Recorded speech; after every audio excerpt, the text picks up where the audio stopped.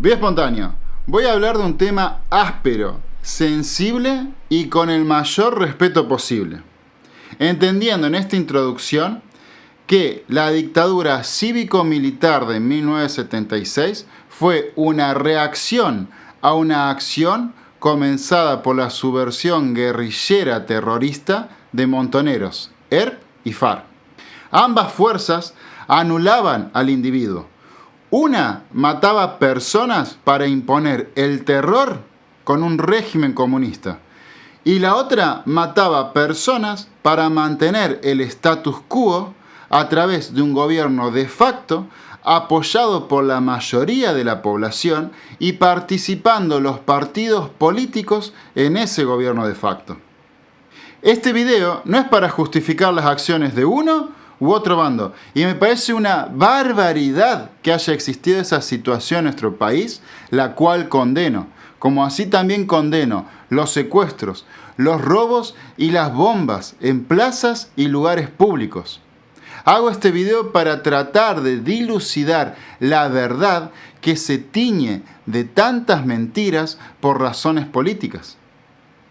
La historia, como ciencia, trata de buscar pruebas de los hechos con relatos, testimonios, materiales, documentos, etc.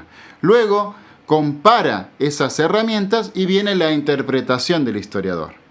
Para este video vamos a utilizar los documentos oficiales emitidos por el Estado a través del Poder Ejecutivo y el Poder Judicial en los juicios que se hicieron a la Junta Militar. Luego tenemos los testimonios, biografías y libros que emitieron tanto dictadores como policías, pero lamentablemente estas documentaciones no están registradas las víctimas una por una, sino que llevan números generales, los cuales no los vamos a tomar como fuente. Habiendo dicho esto, tenemos el primer conteo realizado por las Fuerzas Armadas, el cual tampoco lo vamos a tomar en cuenta, por obvias razones.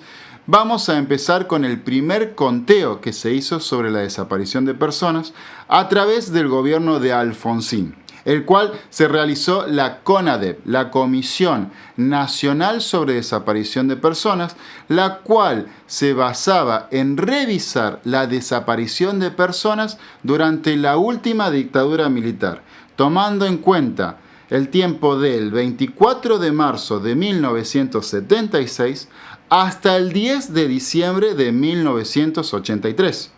En 1984 se produjo el informe final denominado Nunca Más, el cual se utilizó como prueba para condenar a la Junta Militar en los juicios en los cuales se penalizó a varios dictadores de esa última dictadura militar. El número obtenido por esta comisión fue de 8.961 desaparecidos, con el problema de que de esos 8.961 teníamos 4.905 desaparecidos, los cuales faltaba información personal y contaba con personas desaparecidas antes del 76. Esto significa que estamos tomando el gobierno de Isabel Perón, donde comenzaron la desaparición de personas a través de la AAA y otras organizaciones paraestatales, y debemos agregar también los decretos presidenciales de aniquilamiento de 1975. El segundo conteo se realiza a través del gobierno de Néstor Kirchner por la Secretaría de Derechos Humanos, que depende del Ministerio de Justicia y Derechos Humanos, que estaba a cargo Luis Eduardo Duhalde. Se hace un segundo recuento a través de la Comisión por la Memoria y en vez de subir el número inicial, baja a 7.089 desaparecidos. Y los correspondientes al proceso militar dio 6.447 casos.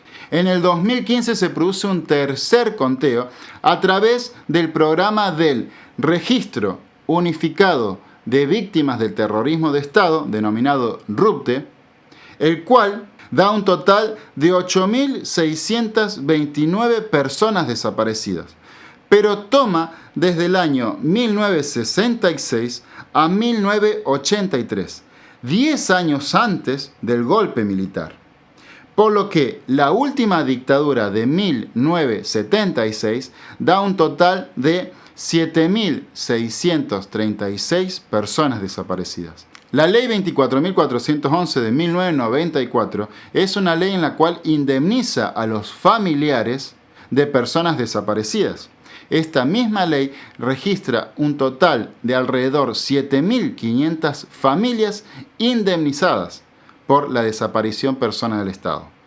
Por otro lado, tenemos las denuncias realizadas a los organismos internacionales durante toda la década de los 70. Y comenzamos con Amnistía Internacional con 4.000 denuncias por personas desaparecidas. Asamblea Permanente por los Derechos Humanos cuenta con 5.780 denuncias sobre personas desaparecidas. La Comisión Interamericana de Derechos Humanos cuenta con 5.580 denuncias.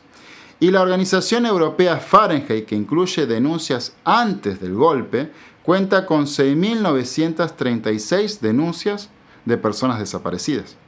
Teniendo en cuenta que es un horror tener 1 o 30.000 desaparecidos por el Estado, cabe preguntarse por qué se repite tantas veces ese número 30.000 cuando diferentes investigaciones y fuentes nos dan cifras muy por debajo de ese número.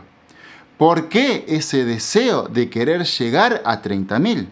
¿No es acaso una falta de respeto a las propias víctimas de la desaparición querer aumentar su cifra para utilizarlas con otros fines?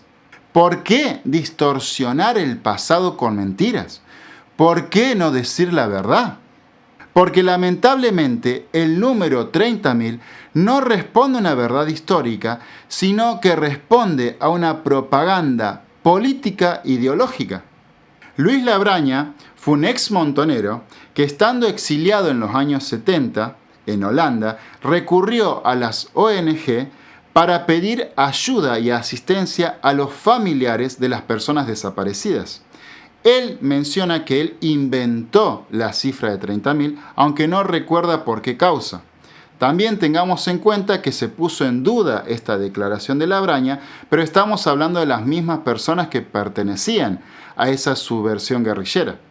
Graciela Fernández Meijide, madre de Plaza de Mayo, cuyo hijo desapareció en la última dictadura y ella fue una de las integrantes de la CONADEP, menciona de que en ese momento, previo al juicio de la Junta, ellos recurrían a la cifra de 30.000 para categorizar a los delitos de los militares como si fuera un genocidio.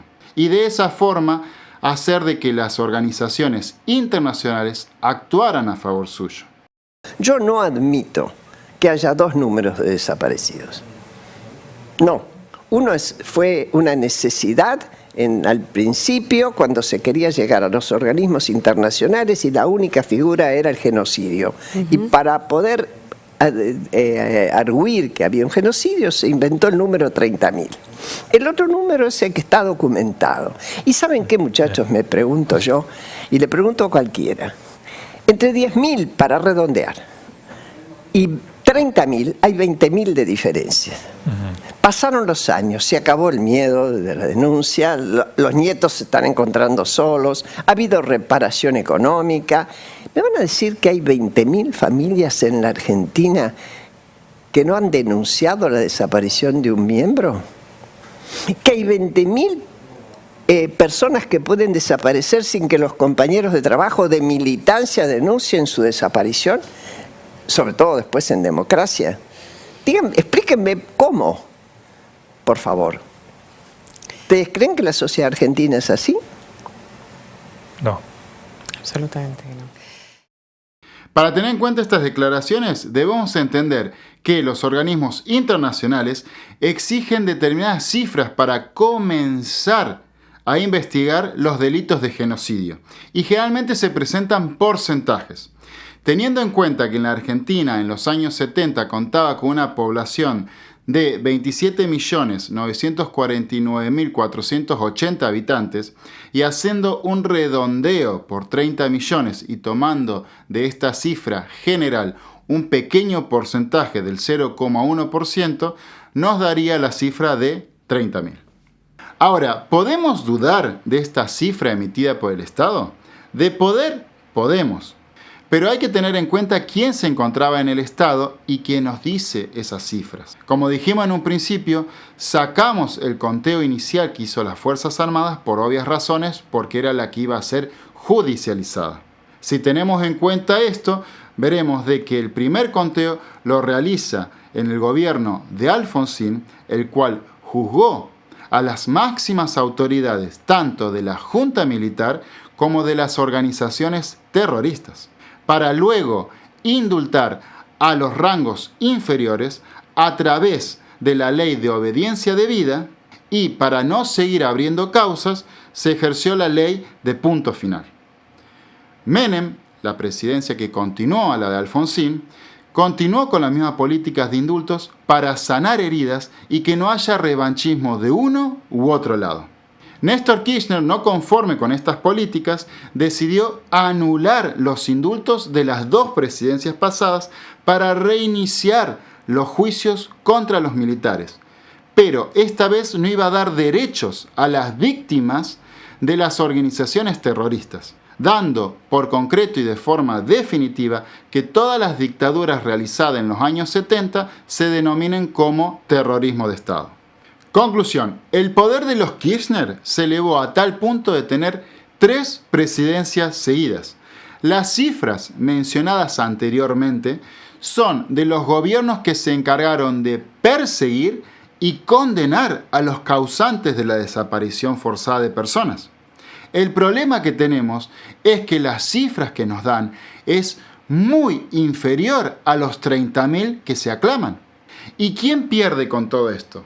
Pierde el pueblo, las víctimas fallecidas en los años 70 de esa guerra horrenda que hubo, y pierde la verdad. En definitiva, perdemos todos y ganan solamente aquellos que tienen ambiciones políticas estatales de las cuales se benefician perjudicando a todo el pueblo. Nosotros no participamos de esos horrores, pero lo que podemos hacer como individuos es tratar de guardar un enorme respeto a las víctimas a través de una memoria fehaciente, no una memoria política. Sanar las heridas y tratar de entender qué es lo que conllevó a semejante violencia para no repetirlo. Una época violenta que se anulaba al individuo y se vanagloriaba al colectivismo. Una época en que se proscribía los partidos políticos. Una época en que las dictaduras cívico-militares atacaban al gobierno representativo y le daba razones a gente violenta para ser más violenta.